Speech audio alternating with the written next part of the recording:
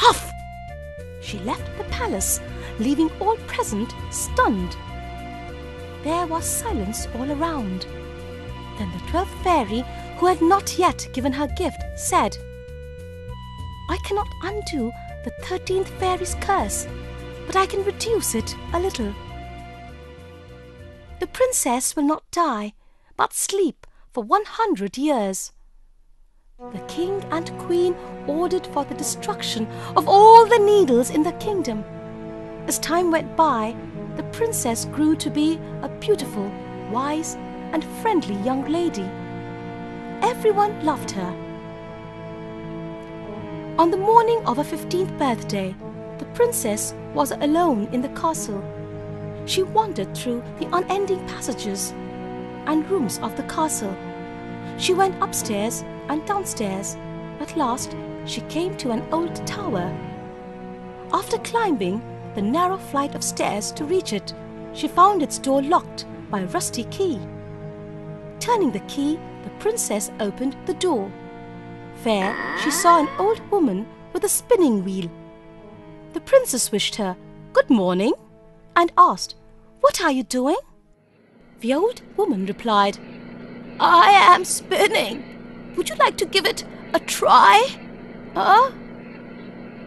As soon as the princess took hold of the spindle, the needle pricked her finger, and she fell into a deep sleep.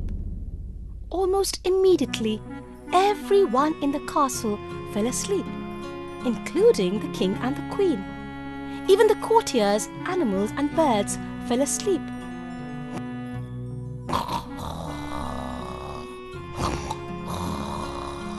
A thick hedge grew around the castle, and soon not even the flag on the highest tower could be seen. Throughout the land, the story soon spread of a beautiful princess who was asleep in a lost castle, where every living creature lay motionless in deep sleep. Many brave princes came and tried to break the spell, but could not succeed.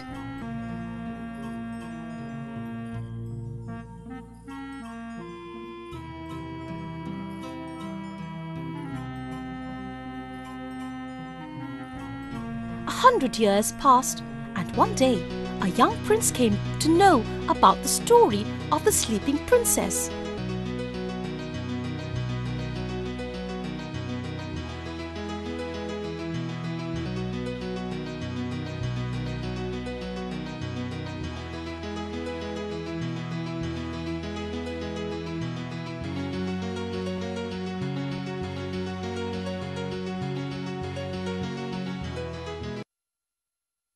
He was very brave.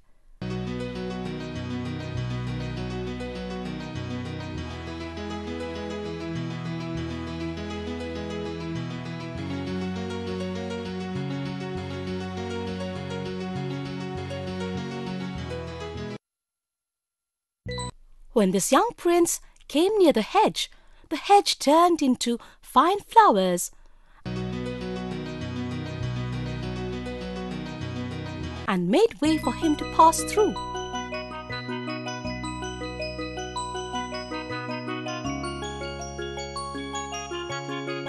In the courtyard, he found horses and dogs lying fast asleep.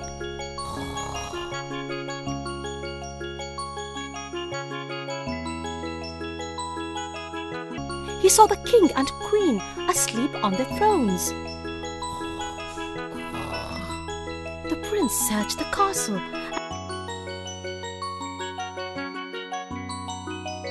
and at last he reached the old tower and opened the door of the little chamber.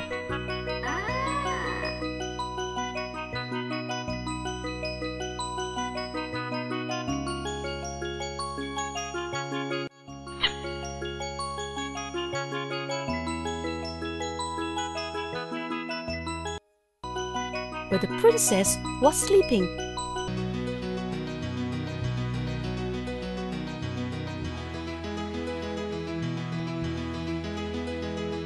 She looked so beautiful that the prince could not stop himself.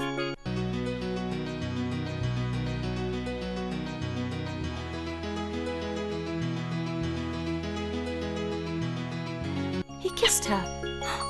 Lo and behold, as soon as it did so, the princess opened her eyes.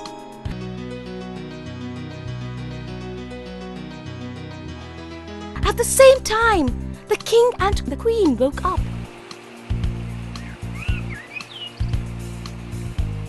Soon all the living creatures in the castle woke up.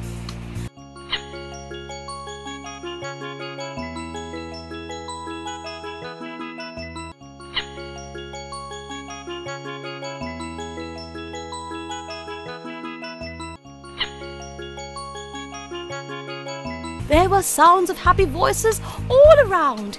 It was as if all was well the way it was 100 years ago. The prince and the princess fell in love and soon got married.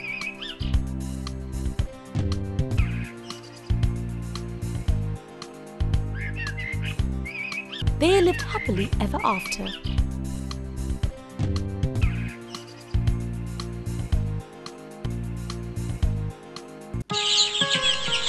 Jack and the Beanstalk. There once lived a woman with her son Jack. They had a cow called Milky White.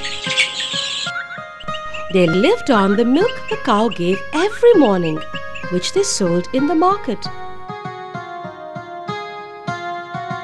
One morning, Milky White gave no milk. "What shall we do now, Mother?" asked Jack. "Oh yes, oh dear, what shall we do? What shall we do?" cried his mother. "Mother, maybe I'll get work somewhere," said Jack. "Oh, you tried working before, but you did not stay long enough," said his mother. "We must sell Milky White." "All right, Mother," said Jack. "I'll sell Milky White, and then we'll see what we can do after that." He walked on a bit with the cow.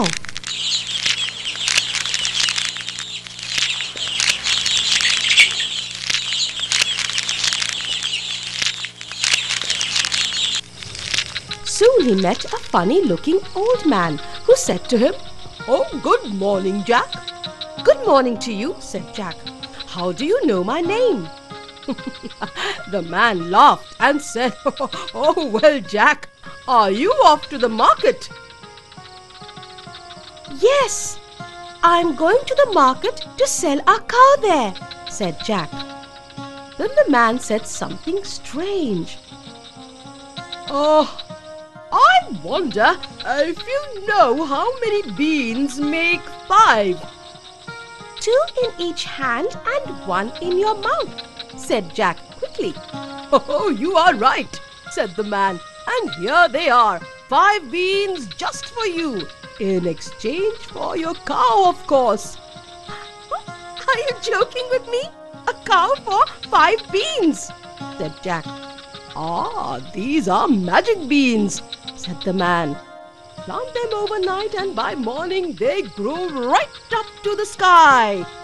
"Really?" said Jack. "Yes, that is so," said the man. "Well, you can have your cow back if this does not happen." "Right," said Jack, and took the beans. He headed off home without Milky White. "How much did you get for her?" asked Jack's mother, waiting at the door of their house. "I got magic beans in exchange for our cow, Mother. We will soon be rich." "What?" cried Jack's mother. "Have you been such a fool? Oh, what will we do now?" And she cried and cried and cried some more, and sent Jack to bed without any dinner. She threw the beans out of the window.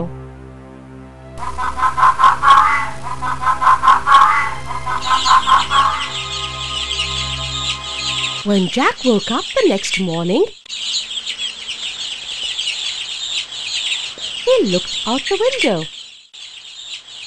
Why, the beans his mother had thrown out of the window into the garden had sprung up into a big beanstalk, which went up and up and up.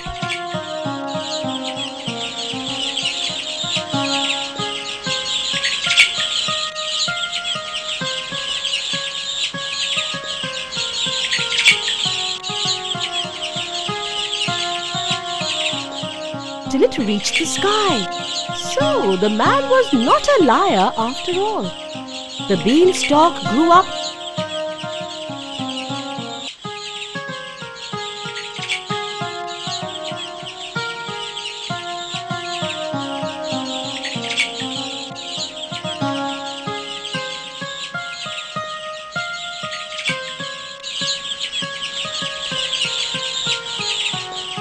quite close past Jack's window. So Jack opened the window, jumped onto the beanstalk.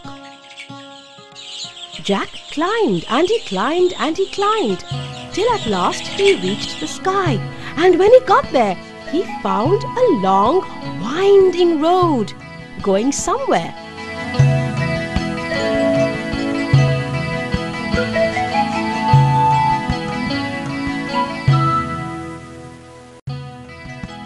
So he walked and walked till he came to a great big house.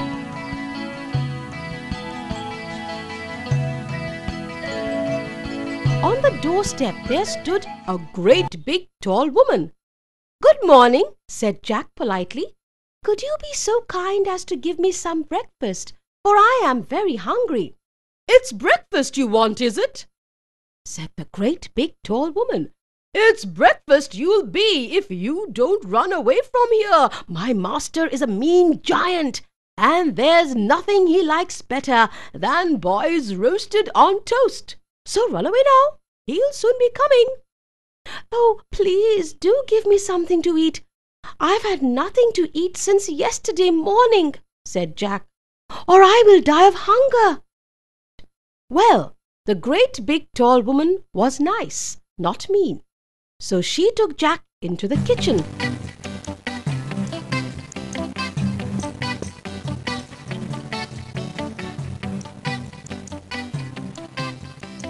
and gave him some bread and cheese and a glass of milk.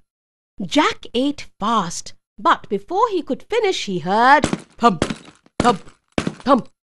The whole house began to tremble with the noise of someone's footsteps. "Oh my, it's my master!" said the great big tall woman. "Come along quick and jump in here."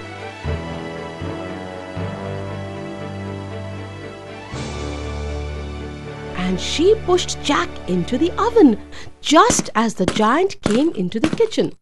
He was big and ugly and very hungry. "Oh, what's this I smell? Fee, fi, fo, fum, I smell the blood of an Englishman. Be he alive or be he dead, I'll have his bones to grind my bread." "Nonsense, master," said the servant. "Perhaps you smell what you ate for yesterday's dinner. Go, have a wash and tidy up. By the time you come back, your breakfast will be ready for you." So off went the giant to wash up.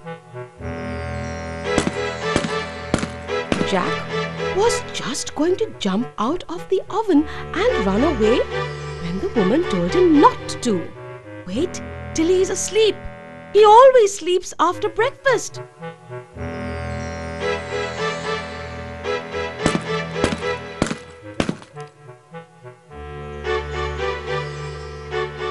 Well, the giant ate his breakfast. And after that he took out a couple of bags of gold from a huge box. Sitting down on a chair, he started to count. Oh, so many gold coins.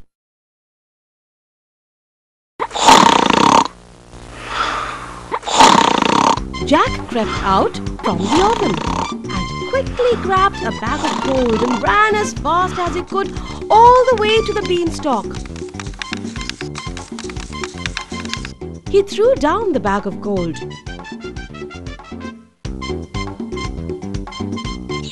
Which fell straight into his mother's garden, and then he climbed down.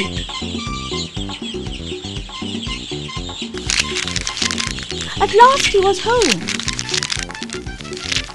He told his mother what had happened and showed her the gold and said, "Well, mother, wasn't I right about the beans?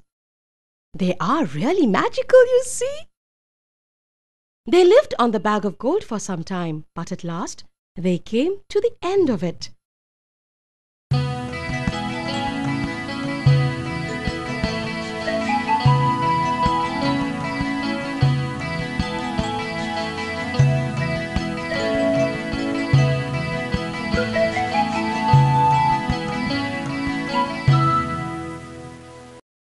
And Jack decided to try his luck once more up at the top of the beanstalk. So again he climbed the beanstalk.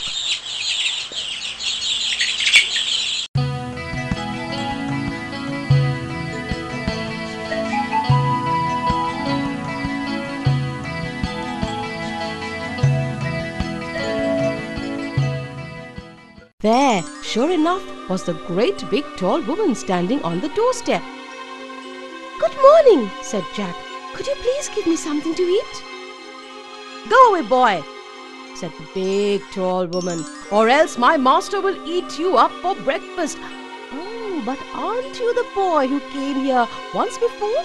Do you know, that very day my master missed one of his bags of gold?" "Really?" said Jack. "I do not know about any bag of gold, but I'm very hungry. Please give me something to eat." Well, the big tall woman was nice and kind.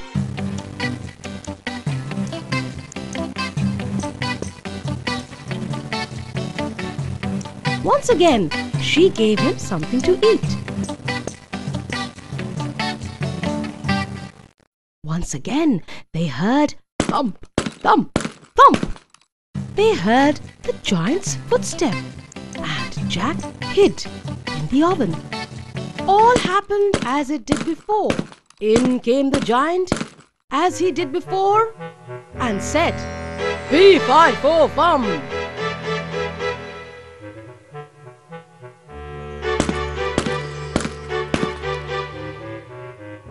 And had his breakfast of 3 broiled oxen. Then he said to the servant,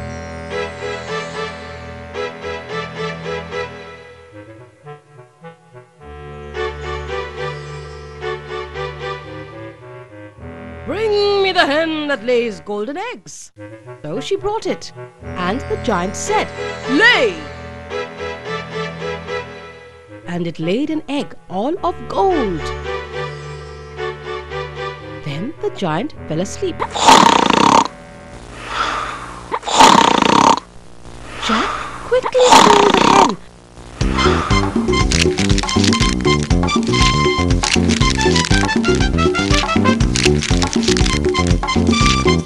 And climbed down the beanstalk.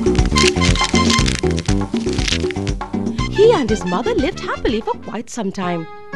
Then Jack wanted to bring some more things back from the house at the top of the beanstalk. His mother told him to be careful. This time he crept past the great big tall woman and hid in the oven. He hadn't been there long when he heard thump, thump, thump. As before, in came the giant and his servant. "Fee, fi, fo, fum, I smell the blood of an Englishman," yelled the giant. "I smell him, servant, I smell him." "Do you, master?" said the servant. "Then, if it's that little naughty boy that stole your gold and the hen that laid the golden eggs, I am sure he's hiding in the oven." And they both rushed to the oven. But Jack wasn't there, luckily. He had crept out of the oven and was hiding somewhere else.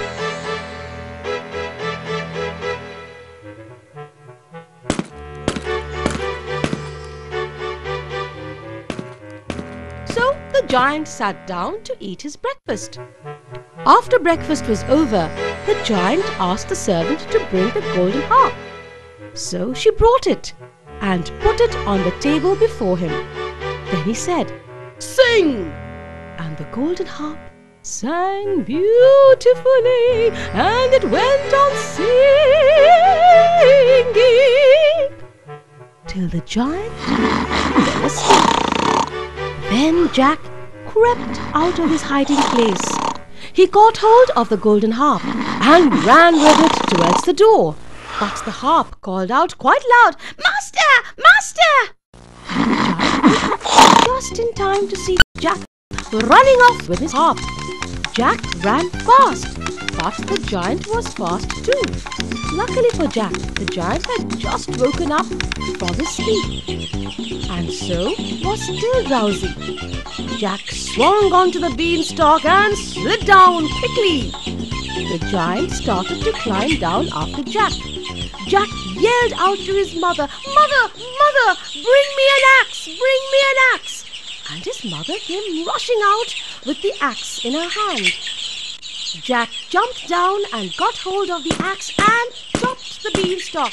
Chop, chop, chop! Down fell the beanstalk with a crash. Then the giant fell down with a big thump. That was the end of the giant.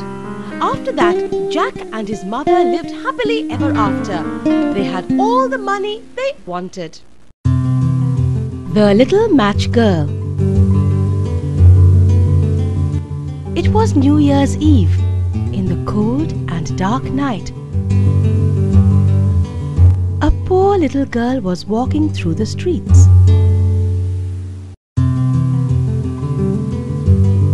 The little girl lost the slippers she was wearing.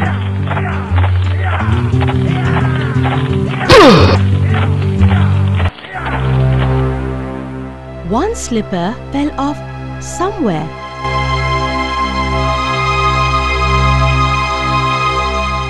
And a little boy ran away with the other.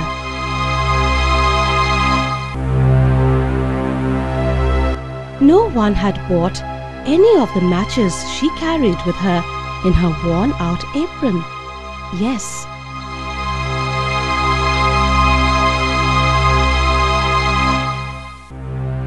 Not a penny she had earned all day. She was hungry and cold.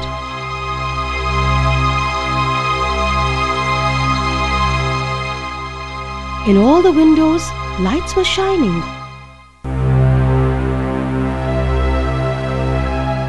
And there was a glorious smell of roast goose out there in the street. It was New Year's Eve.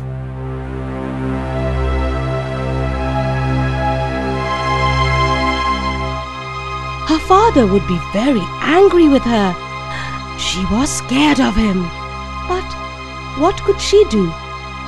She sat down at a street corner and pulled out a match.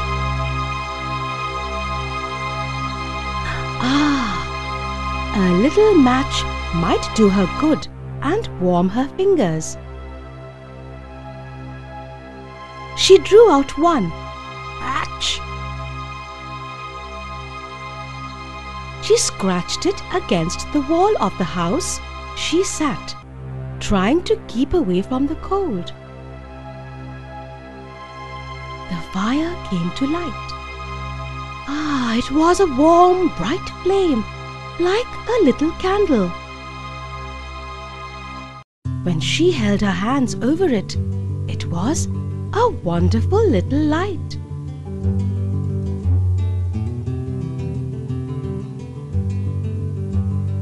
It really seemed to the little girl as if she sat before a stove. The fire warmed her so well.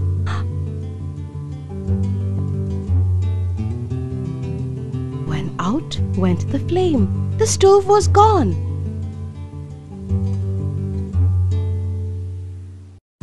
She sat with the burnt match in her hand. She struck another. It burned. It gave a light. And where it shone on the wall, she could see through it into the room where a table stood.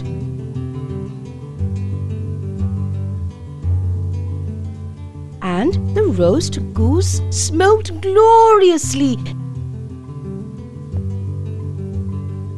stuffed with apples and dried plums. It seemed to her that the goose hopped off the table and onto a plate just for her to eat. Then, as before, the match went out. And she felt the cold night again.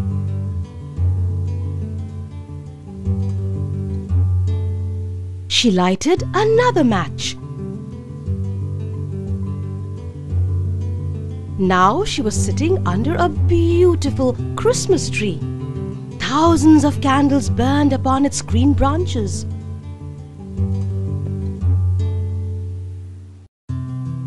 But once again, just as she felt the picture getting real,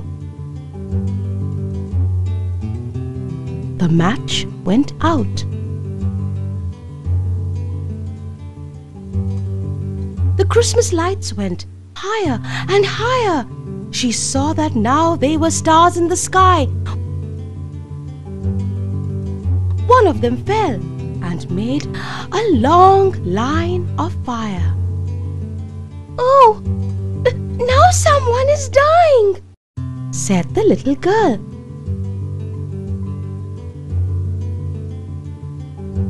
For her old grandmother had said, "When a star falls, a soul goes to heaven to meet God." She rubbed another match against the wall.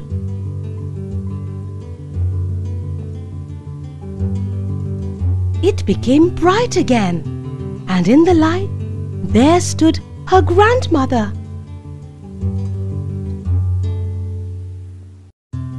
"Grandmother!" cried the child. "Oh, take me with you. I know you will go when the match is burned out. You will go away like the warm stove, the nice roast goose, and the Christmas tree."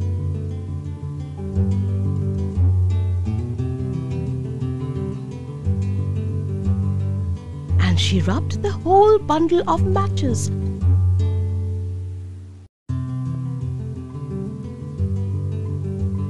And the matches burned with such a glow that it became brighter than the day.